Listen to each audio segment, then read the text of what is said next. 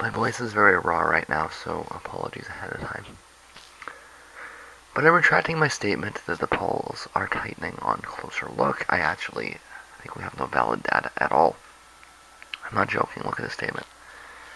The sample of likely voters is modeled amongst registered voters, assigning each respondent a probability of voting based on their responses.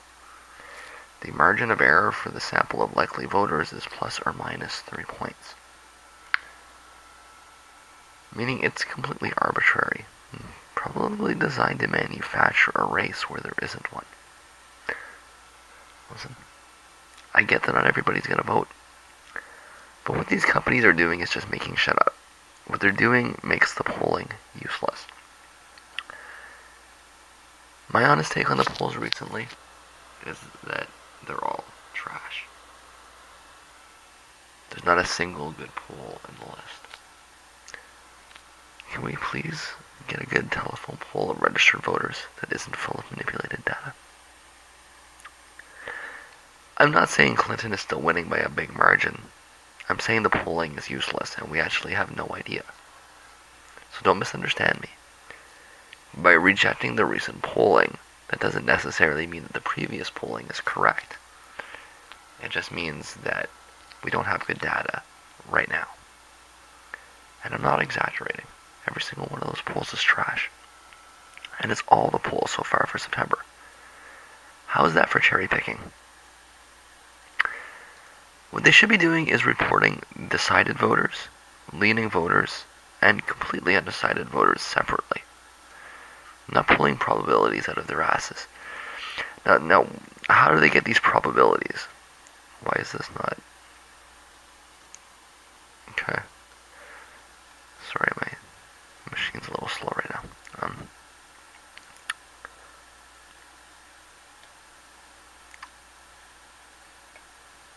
Yeah.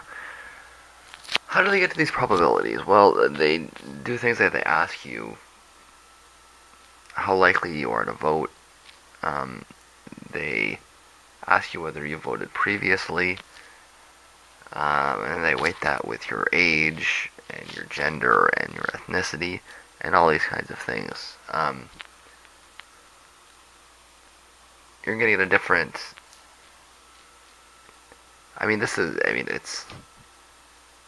You cannot describe this using any other term besides data manipulation.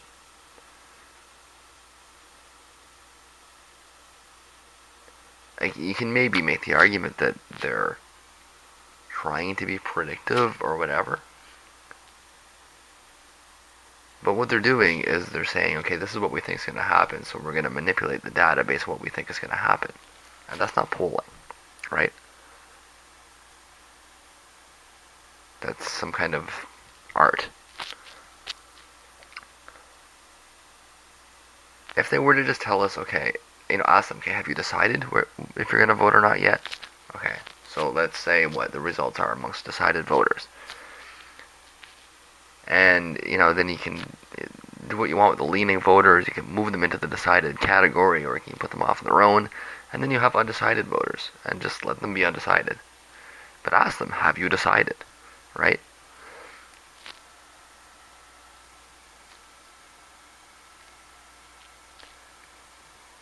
The thing about what they're doing is they're trying to correct for various biases, but in correcting for biases, you create bias. Right? You can maybe think of this as the no, let's not even go there. There's not any way that you can correct the bias without creating more, right? It's like, so the best thing to do really is to tinker with it the least amount. You want to do a little bit, like you don't want it completely raw, right? But at least tell us who's decided, and then leave the undecideds on the outside to try and guess what the probability that you're going to vote is, and then come up with a number based on that is not polling anymore. Okay, you're doing something, but you're not polling anymore. Now what you're doing is providing like an interpretive. It's an artist's representation of what it is that you believe is going to happen. And, it has its plays. Crunching numbers is fun, We can play make-believe all we want all day, but you're not polling. So why are they doing this? Well, remember, the media doesn't care who wins. They want ratings. They want an exciting race. You have to understand that Trump is a little bit less boring, right? So at the end of this process, the media needs to get a president that can get ratings. Trump is probably a better chance to get ratings than Clinton, right? But it's not, it's not about the policies. It's not about where they stand on the spectrum. That doesn't mean there are right-wing media, even though they are, When you stand over here on the real left, then, the Democrats are very right-wing, right? So even if they are a pro-Democrat media, that's still a right-wing media from my perspective, right? But that's not what's underlying it. What's underlying it is just they want to maximize profit. And they maximize profit by having an exciting race. The way that they minimize profit is to have Clinton ahead by 10 points for 4 months, and then nobody watches, nobody cares, and maybe nobody votes. The effect of this data manipulation appears to be that they're removing young people and minorities from the responses. Now, I don't have a link here, but I went around and I looked, and that's what they're doing. Okay? They're saying black people are less likely to vote, so they're weighting them lower. They're saying young people are less likely to vote, so they're weighting them lower. Which is like they're modeling voter suppression, right? Those are exactly the groups that the establishment doesn't want to vote. They don't want minorities to vote. They don't want young people to vote. They want upper-class white people to vote.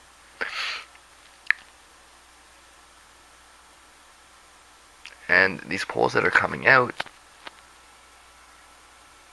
are largely measuring the responses of upper-middle-class white people, because that's who they want to vote. And so, of course, that's going to inflate Trump's numbers. That's his demographic, right? If you take all the young people out, and all the black people out, and all the Latino people out, then, yeah, maybe Trump is winning by a point or two. So what does this mean? Does that mean you can't even get polled in America anymore if you're Latino or black? What the fuck, guys? But what is the thought process here? These polls are going to hurt ratings, so we'll just delete minority opinions. They don't watch us anyways. If you take all the stupid minorities out, then hey, it's a close race. And all the white people that watch our show can get more excited about it. I'm glad I live up here, I really am. And with that, I think I'm going to legitimately follow through on my long-standing threat to tune out. Yeah, right. Which I haven't been able to do up to this point. What's the use in analyzing cooked data? But get this. I've been arguing they're both racists. They are both racists. But I may have missed the larger point, right? Which is that the system is already racist. And this fear that electing somebody with white supremacist support is going to be some kind of change, it's just willful blindness, right?